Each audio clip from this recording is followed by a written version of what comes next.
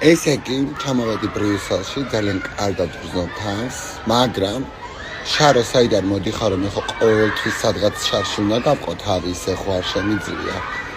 ჩემს ოთახში და ბინაში დამხვდა ვიღაცა სხვა კოლუმბიელი ერთი გოგონა. არ გადიოდა სახლიდან, მიუხედავად იმისა, რომ კონტრაქტი ჩემს სახელზეა და ასე შემდეგ.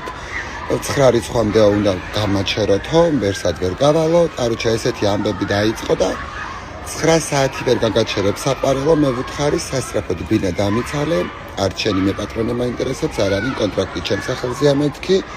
რა თქმა უნდა, ბინა დავაცლევინე, შევედი, დაჟე ჩემი ჩემოდნებით კი შეიტანა სახლში და კარგად ვარ და ბედნიერად. მიყვარხართ. ძალიან ცხელა, მატარებელში მცხელა, სახლში მცხელა, გარეთ მცხელა, შიგნით მცხელა, ყველგან მცხელა. რატომ? ისთვის. კონდიციონერი უნდა ჩამოვიკიდე და ისე ვიარა და ძალიან ეკვე. ახლა შემდგომ თუთუებში მცხელა. თან